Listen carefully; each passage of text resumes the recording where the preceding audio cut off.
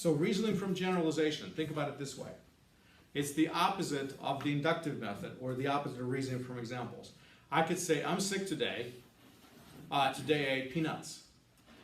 I was sick yesterday. Yesterday I ate peanuts. Therefore, the reason why I'm sick today is because I ate peanuts.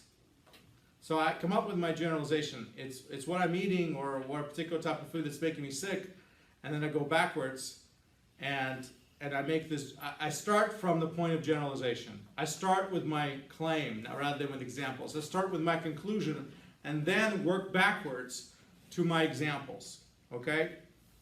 So that's one way of reasoning. So reasoning from examples, reasoning from generalization, reasoning from a sign.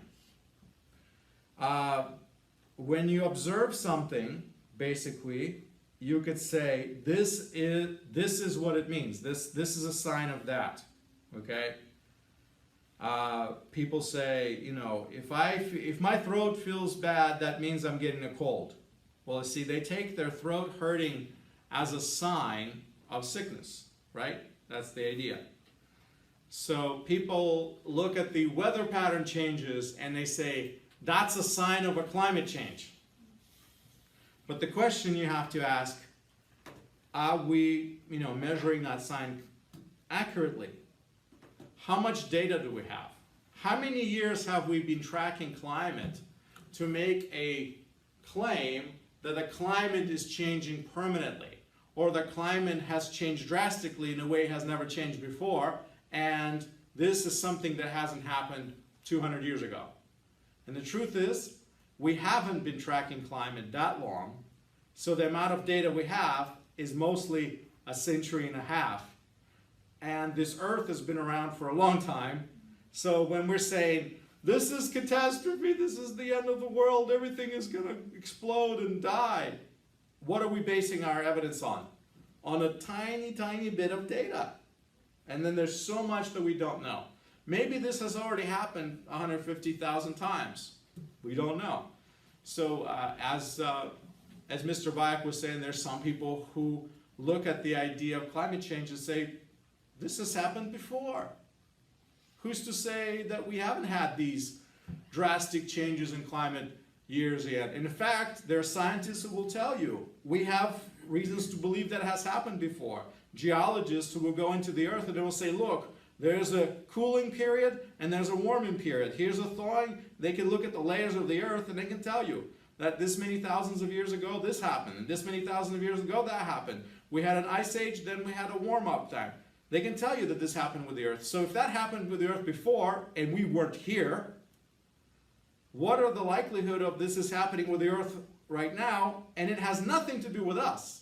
So one of the claims that the global warming or climate change community makes is this is man-made. I don't doubt that we have something to do with it, but I wonder how much we have to do with it. Because if these things happened before and we weren't around, then it can't be blamed on us. Maybe we're around, maybe we're helping, but we're not truly causing it. We're in the midst of it. We're part of it, but we're not the true reason why it's happening. Again, all of these arguments are great. The problem is that the facts cannot be verified over long periods of time. The claim cannot be substantiated with enough data to make the kinds of claims that people want to make. It's impossible to prove that climate change is 100% man-made. It is possible to prove that humankind have contributed to it. That is possible. But to say that it is a problem we caused, that's not possible. It's just hard. Why? Because we don't have data. If we had more data on climate over a longer period of time, yes, then we could make that proof. And then it would be an actual proof. Right now, what we have is a hypothesis, a belief, which is fine. But again, a hypothesis is not the same thing as proof. And we have to recognize that. So whatever point of reasoning is, all I'm trying to say is I can take any issue and I can take it apart like that. Any complicated argument, and global warming, climate change is a very complicated argument. There's so many moving pieces in it. The human component, and the non-human component, they all have to be broken down. So reasoning from a sign. So sometimes you'll say, you see, all the glaciers are melting, therefore that means it's warming up. Well, yes, but is it caused by humans, number one? And number two, has that happened before? And if that happened before, did they refreeze back? You know, is this the end of the world, or is this just a normal occurrence in nature that does happen from time to time? And that's what people, you know, other scientists ask a question without wanting to get into the big panic of this is the end of the world, kind of an idea. So again, reasoning from sign is not always 100% proof. It's just one type of reasoning. It's valid. It's just not always 100% valid, and it can be, you know, subjective. Reasoning from a parallel case. Or this is another one you're probably familiar with. People will say, this is what happened here, and this is what's happening here. Therefore, what happened here and what happened here, that means over here the same thing's going to happen. That could be true, but it doesn't always make it true. You know that. You know that for a fact.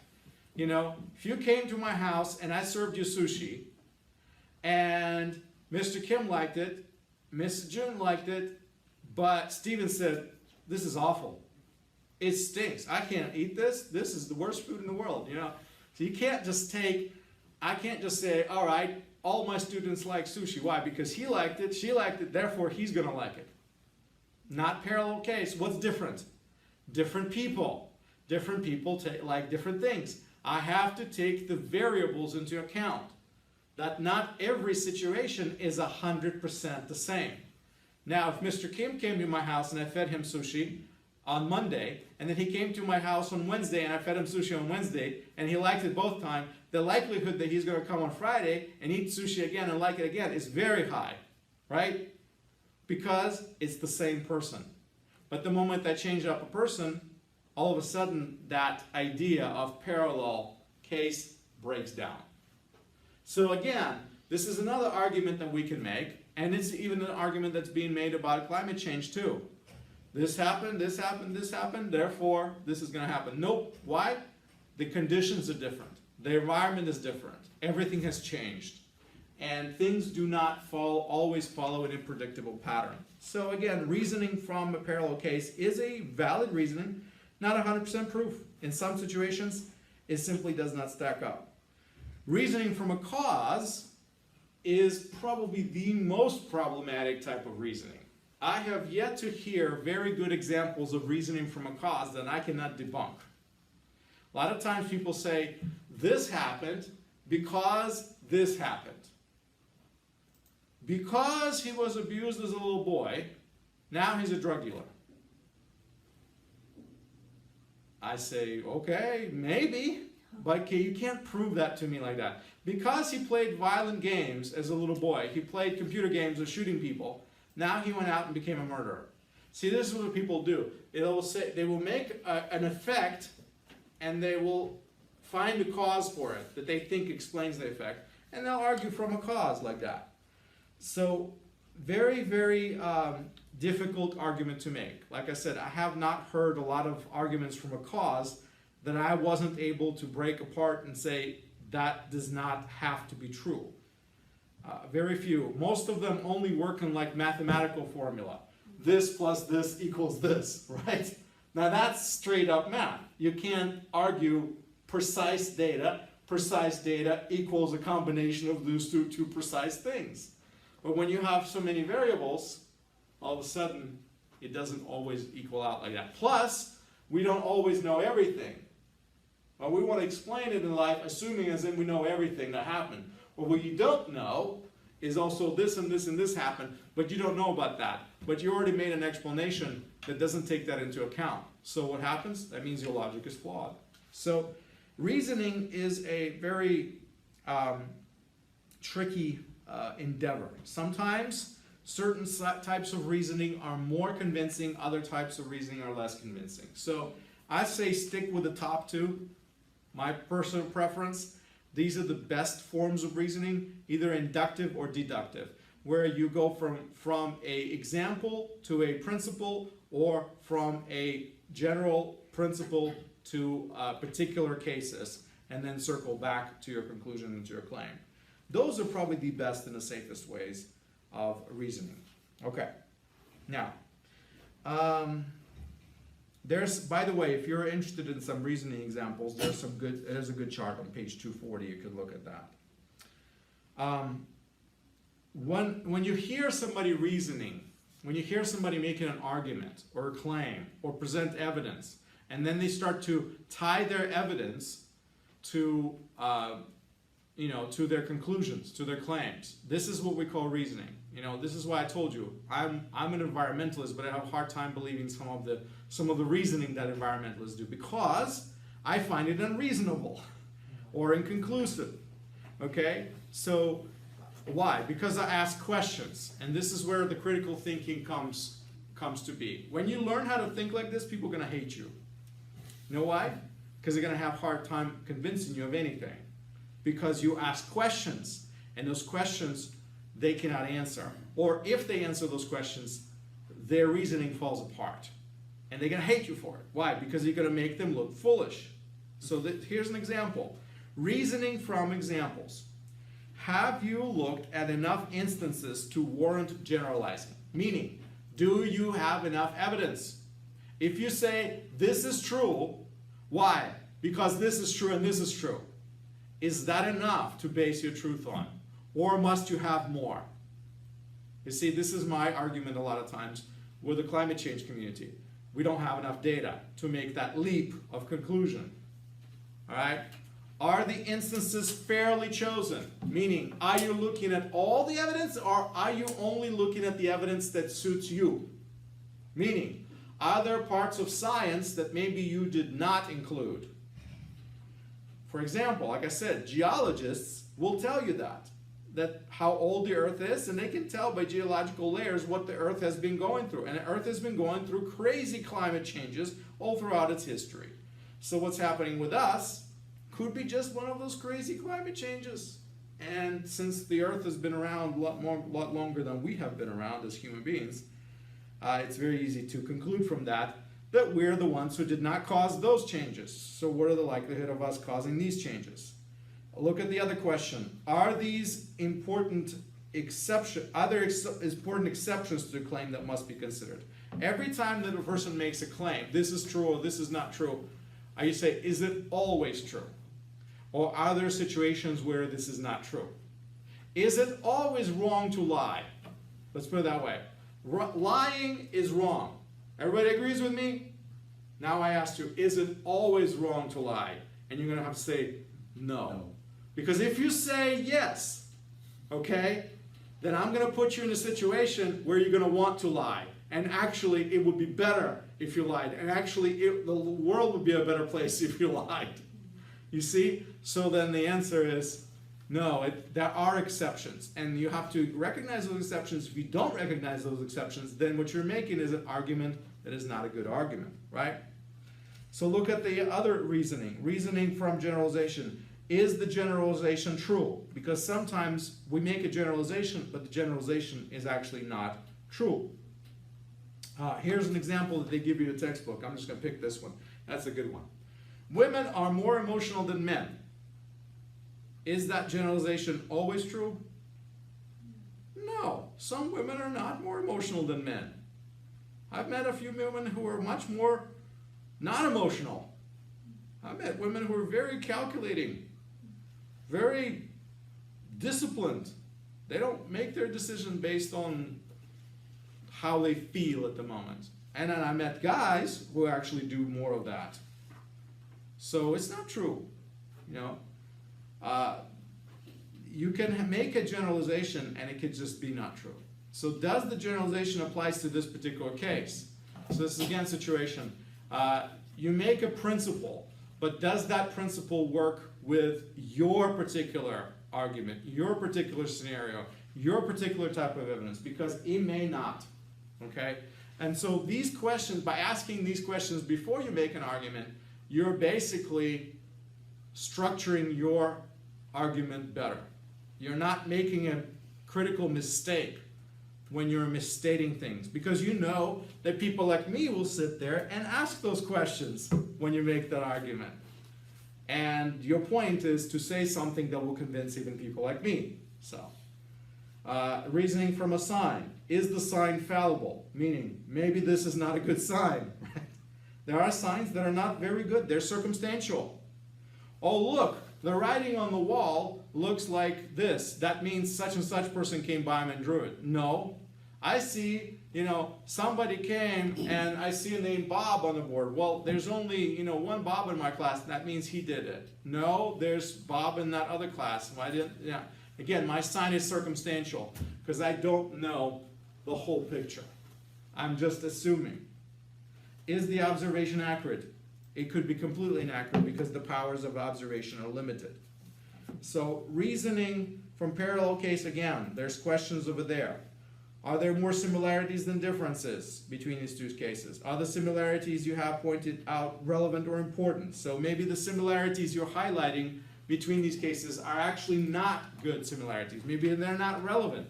Maybe they're not important. Maybe they're very minor. But these things are less similar. Maybe they're more dissimilar than similar. Again, this type of logic breaks apart a lot of people's arguments. So I'm now arguing from cause. That's an easy one to break apart anyway. Okay. Let me highlight just a few more things and we'll close this session. Flip with me to page 245. I'm going to look at some fallacies. Have you heard of a word fallacy? You know what a fallacy means? Okay. Fallacy is a flaw of reasoning or flaw of logic. Fallacy sounds like something is false, right? And that's exactly what it means. It's a flaw. It's a problem with your logic and problem with your reasoning. So your argument that is built on fallacious reasoning is absolutely cannot be true. Why? Because your reasoning is untrue and inaccurate, meaning it is done in the wrong way. There are certain types of reasoning that are 100% wrong always, all the time. People use them every day, but that doesn't make them right. Just because somebody makes this argument, don't be duped to make the same argument the same way, because they're doing it in the wrong way. So what are some of the fallacies? One of the first fallacies that the authors of this textbook highlight is hasty generalization. Okay? Hasty generalization is a claim made on the basis of too little evidence. Okay? So like I said, Mr. Kim likes sushi, Ms. June likes sushi. Therefore, Steven's gonna like sushi. Maybe not true. Why? Because I made too hasty of generalization. Now, if I did that with 250 people, and then I said, Steven's probably going to like sushi, now my generalization is not hasty. Why? Because I have so much evidence that the likelihood of him liking sushi is so big because everybody else does. So the likelihood of him being the odd one who doesn't is so small that I can just make that prediction and say he's probably going to like sushi. So you see, that's the idea. Hasty generalization is basing your argument on too little evidence. You don't have enough to go on, but you're still going to make a claim and you're still going to reason it out. Guess what? That's a fallacy. That's a problem. That means I can break your argument apart easily. Genetic fallacy. All right, genetic fallacy occurs when someone assumes that the only true understanding of some idea, practice, or event is to be found in its origins, meaning in its genes, either literally or metaphorically. People sometimes assume that if an idea has been around for a long time, it must be true. So, how do you know that something is true? Well, we all know it's true because we've always believed that, and we know that it's true. See, that's the problem. Just because we've always believed something doesn't mean that it's actually a fact. People believe all sorts of things. People make mistaken judgments all sorts of times throughout history. And then they have to come with terms that the judgments they made are wrong. But just because an idea is old doesn't make it right. Just because majority of the people accept it doesn't make it right. So this is what we mean a genetic fallacy. You go to the roots of the idea and you say, yeah, it's old, but it was based on inaccurate information. All right, a third one is appeal to ignorance.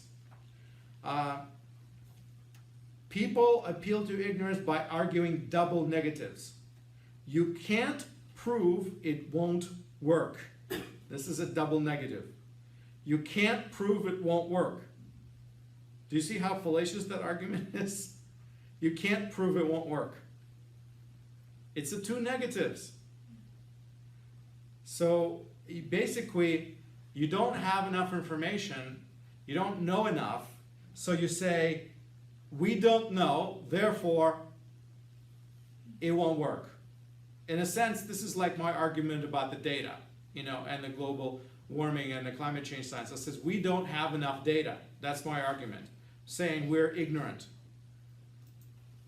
That could be a fallacious argument. It could be, because the truth is, can we know that information? What if we could have more information? Then my argument can be broken apart, unless it is absolutely impossible. So if it is impossible, it is impossible. But if it is possible to know these things, is it possible to extrapolate enough? Is it possible to have other sources of evidence? Maybe. So that's the idea. But you can't just go on just a denial of something because we don't know, or it's unknowable, or it's impossible to know. So it could be a fallacious argument. It depends on how it's built. Bandwagon fallacy. Oh, this is my favorite one. A frequent strategy is to appeal to an opinion or urge people jump to on a bandwagon. Bandwagon fallacy assumes that if everyone else is doing something, you should do it too. If everyone else believes that this is what is, therefore you should believe it too. Why? After all these people can't be wrong, right? You see what I mean? If everyone else in the world smokes and they think that's good, then I should smoke too. Well, how can it possibly be bad? Look at all these people doing it, right? So a lot of times people make decisions and we not rationalize things just because everybody else is doing it.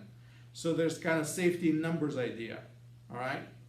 Again, not a very logical claim, but that happens.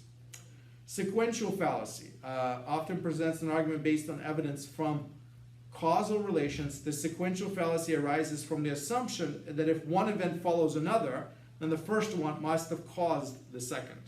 This is where we make an argument, this happened because this happened. And what we're doing is sequential fallacy means sequence. This happened first, and that happened next. Well, guess what? If that happened first and that happened next, then the next time something happens, we already know that it happened because something preceded it. And that something is that, item that we identified. But it's not always true. Sequences alter, sequences change. You can't simply use a sequence to prove something. There's a couple others, less threatening fallacies like begging the question and appealing to authority. You could do that. So, like for example, Ms. June used an argument that something like 98% of the climate scientists agree. Remember you said that in your speech or something like that? It was something along that line. You gave like a percentage number, like 98% of the climate scientists agree that climate change is real. Well, see, to me, that's not an argument. Because it's like saying 98% of the dentists agree you should go to the dentist, right? Or 90% of the mechanics say you should change your oil every 2,000 miles. It's self-serving. You see, the problem is if you told me, I could tell you 100% of the professors in the Department of Theology agree that there's God. Does that prove to you that God is? No. Why? Because 100% of these guys agreed. Well, that's what they believe. Of course they agree on it. So you see, that's a problem. You appeal to authority, but that authority is really not authoritative. And that could be, sort of say, a fallacy in our argument. A weakness, an inconsistency, an imperfect way of expressing our proof, our reasoning. So there are better ways to avoid that. And the worst one is number 8. I'm just going to highlight that one just for fun. It says name calling. Okay? When you don't have anything good to say, you don't have a reasonable argument, you say, that guy is wrong because he is a jerk and he's stupid or whatever. Look at him, his lips are fat. How can you believe a person who looks like that? This is an argument that, for example, Donald Trump used in an election campaign. I don't know if maybe you remember, maybe not. I thought it was absolutely hilarious. I had very bad taste, but very hilarious. When he stood on a stage and he argued with several other candidates, and he said, look at this guy's hands. Look how small his hands are. You can't trust a guy with small hands. Now, what kind of argument is that? He just made fun of the fact that the guy has small hands. Now, somebody might accept that argument as real, but any rational human being says, well, how does that have anything to do with a guy having small hands? The point he made is still the point he's made. So just because he has small hands, he's lying? People with big hands don't lie? I mean, what are you trying to say? That small hands mean something? No, it's just small hands. Biological features are biological features. But this is what I mean, like name calling or diminishing a person. When you don't have a really good, solid argument, you just make fun or diminish a person or call them a funny name to make their credibility go down. And actually, Trump succeeded in that. For weeks, everybody was talking about that guy, and people really liked that argument. Some people bought it. I mean, it sounds stupid, but that's exactly what he did during the election campaign.